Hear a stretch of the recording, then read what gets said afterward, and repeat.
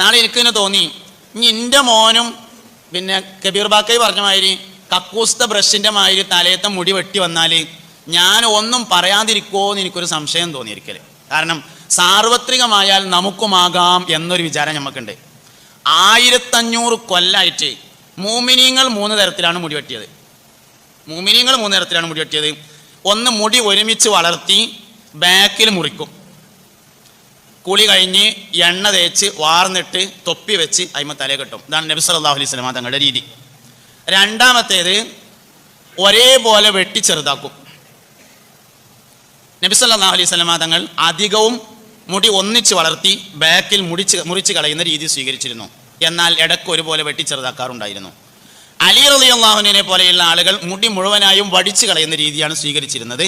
നബി സല്ലല്ലാഹു അലൈഹി വസല്ലം തങ്ങൾ പുഞ്ചിരിയോടുകൂടി അതിന് അംഗീകാരം നൽകുകയും ചെയ്തിട്ടുണ്ട്. അപ്പോൾ 3 കാര്യങ്ങൾ അംഗീകരിക്കപ്പെട്ടു. ഒന്ന്, ഒരേപോലെ വളർത്തി ബാക്കിൽ കട്ട് ചെയ്യുക. കടമ്പ മൂസാക്ക് അങ്ങനെ മുടി വളർത്തുക, നല്ലതാണ്.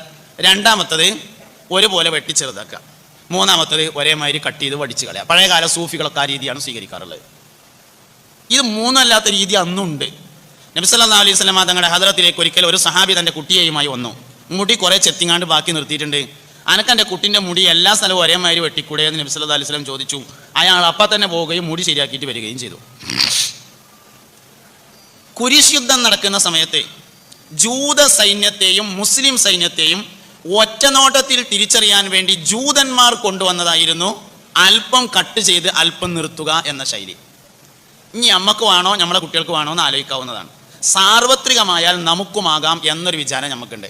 എല്ലാവരും ചെയ്യുകയാണെങ്കിൽ പിന്നെ നമുക്കും ചെയ്യാം, ഇങ്ങനൊരു വിചാരം.